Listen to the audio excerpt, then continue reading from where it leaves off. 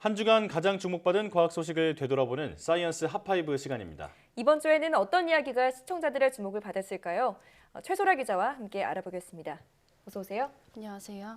네, 5위 소식부터 알려주시죠. 네, 오늘 5위는 스마트폰 시장에 또 한 차례 몰아칠 격돌을 주제로 잡아봤습니다.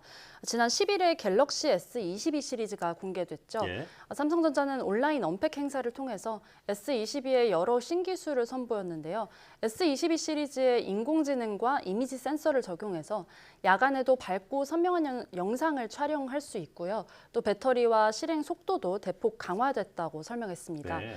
시리즈 가운데서 최상위 모델인 울트라 모델은요, 80여 가지 언어를 인식하는 S펜을 내장해서 갤럭시 노트를 개성하기도 했습니다.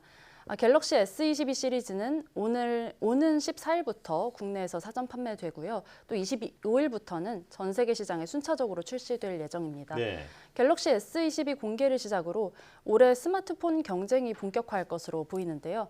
다음 달에 애플뿐 아니라 샤오미 등 중국 업체들까지 새로운 모델을 대거 출시를 할 예정인데 스마트폰 시장 경쟁이 더 치열해질 것으로 보입니다. 네.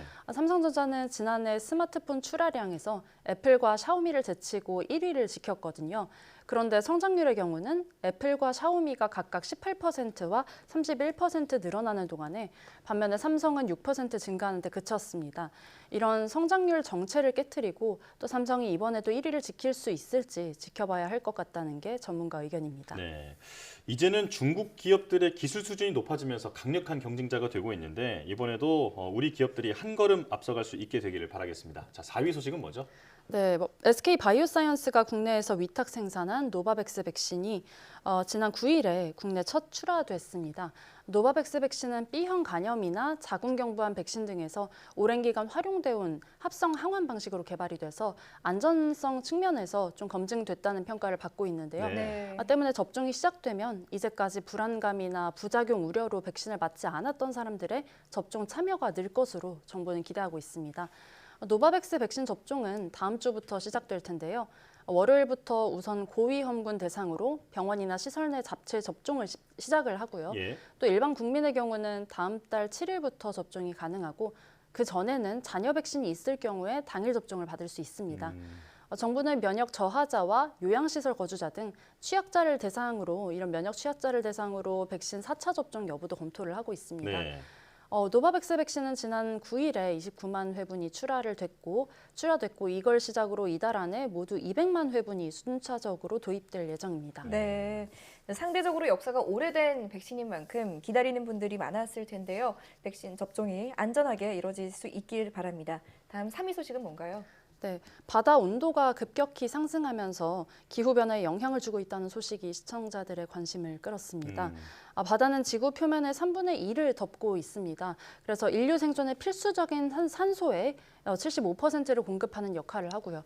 또 인류가 배출한 이산화탄소의 50%를 저장해서 기후변화를 저지해주는 역할도 하고 있거든요. 그런데 지난 30년간 해수 온도가 기록을 시작한 1880년 이래 가장 높게 상승했다고 합니다. 네. 특히 우리나라는 전 지구 해수 온도 상승의 평균보다 2배 이상 빠른 것으로 나타났습니다. 바닷물의 온도가 올라가면 이산화탄소 흡수량이 줄어들고 또 습도도 많이 배출됩니다. 그 결과 대기 중에 수증 기항이 많이 늘어나서 태풍이나 폭우의 위험이 커지고요. 예. 또 태풍이나 폭풍의 경로가 바뀌기도 하고 어떤 지역에는 가뭄까지 불러올 수 있습니다. 해수 온도 상승은 전염병을 부르기도 한다고 하는데요. 실제로 바다의 고수온으로 페류가 상해서 페류로 만든 음식을 섭취한 사람이 A형 간염에 걸린 경우도 나타나고 있습니다. 상황이 이렇자 지난해 6월에 우리나라 과학자들이 주축이 돼서 상황이 더 나빠지기 전에 바다를 살리자는 국제적인 성명을 공표했습니다. 예. 해양 환경과 생물 다양성 보전을 추진하는 국제기구들과 협력을 통해서 실질적인 변화와 대응책을 마련할 것을 촉구했습니다. 네. 바다가 뜨거워지면 동식물은 물론이고 우리 인류까지 살 수 없게 된다는 걸 알게 된 그 소식이었는데요. 우리 과학계가 주축이 된 성명도 내용대로 잘 이행이 되길 바랍니다. 자, 이제 2위 소식이죠? 네. 2위로는 하반신 마비 환자들이 척수에 전극을 이식하고서 다시 걸을 수 있게 됐다는 소식이 차지했습니다. 네. 스위스 로잔 공대와 로잔 의대 공동 연구진의 연구 결과인데요. 연구진은 척수 신경 가까이에 이식할 수 있는 전극을 개발하고 사고로 척수가 손상된 환자 3명에게 이식했습니다. 그리고 외부에서 전극으로 적절한 자극을 가령 걷기나 수영, 자전거 타기 등 원하는 운동 형태에 따른 자극을 줬는데요. 네. 전극이 등과 다리에 있는 신경을 자극해서 환자들이 다리를 움직여서 운동을 할 수 있게 하는 데 성공했습니다. 아, 예. 이전에도 이런 비슷한 시도가 있긴 했습니다만 이번만큼 성공적이지는 못했거든요. 이번 연구는 전극 자극을 크게 증폭하는 기술을 적용한 결과 성공할 수 있었다고 합니다. 네. 연구팀은 이 장치를 사용한 지 몇 시간 만에 3명의 환자 모두 일어설 수 있었다고 밝혔습니다. 네. 또 서너 달 동안 연습과 훈련을 거듭하면서 기능이 더 향상됐다고도 밝혔습니다. 이번 수술은 마비 환자가 온전한 척수가 6cm만 있으면 가능하다고 하는데요. 아, 예. 연구팀은 앞으로 상용화를 위해서 추가적인 기술 보완과 대규모 임상시험에 들어갈 예정입니다. 네, 정말 반가운 소식이네요. 앞으로 기술 보완과 추가 시험을 통해서 하반신 마비 환자들의 삶의 질이 좀 높아질 수 있는 날이 얼른 왔으면 좋겠네요. 마지막 1위 소식은 뭔가요? 네, 오늘 마지막 소식은요. 코로나19 대전환의 시한이 이제 코앞에 다가왔다를 주제로 잡아봤습니다. 네. 우리나라도 코로나19 신규 확진자가 이틀 연속 5만 명을 넘어섰죠.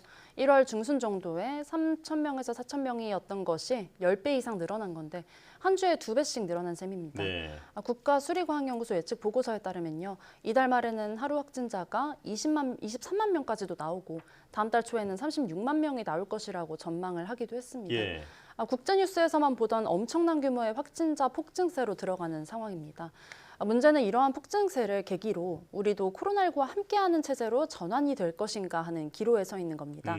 현재 우리나라는 방역 조치를 사회적 거리 두기와 사적 모임 기준만 유지하고 거의 진단이나 재택 관리, 격리 기간 등은 전체적으로 완화한 상태인데요. 예. 재택 치료를 하는 환자들도 집중관리군과 일반관리군으로 분류를 해서 따로 관리를 하기 시작했습니다.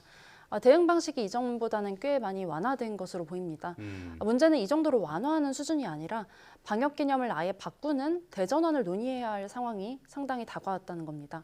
그러니까 지금처럼 확산 방지를 최우선 목적으로 하는 통제 기조로 갈 것이냐 아니면 어느 정도의 위험을 감수하고서라도 사회적 비용이나 혼란을 원천적으로 줄이는 방향으로 갈 것이냐 하는 그런 판단의 시간이 다가온다고 보여집니다. 아시는 대로 유럽에서는 최근 기본적인 방역조차 폐지하는 움직임이 아주 거세게 일고 있잖아요. 예. 근데 유럽뿐만 아니라 또 미국에서도 주별로 그런 움직임이 좀 있고요. 또 물론 국민의 건강이라는 대의 명자가 워낙 크기 때문에 정책 당국으로서도 이런 대전환의 판단이 쉽지는 않겠습니다만 이런 상황에 맞는 합리적인 결정을 과감히 해야 할 수밖에 없는 시점이 바짝 다가온 것만은 사실인 것 같습니다. 네. 사실 뭐 우리도 확 풀어버리자는 의견이 나오고는 있지만 대다수 전문가들은 속도 조절 또 완급 조절이 필요하다라고 얘기를 하고 있잖아요. 해외 사례를 잘 살펴보면서 우리도 슬기롭게 대응해야겠습니다. 자, 사이언스 핫파이브 최소라 기자와 함께했습니다. 고맙습니다. 감사합니다.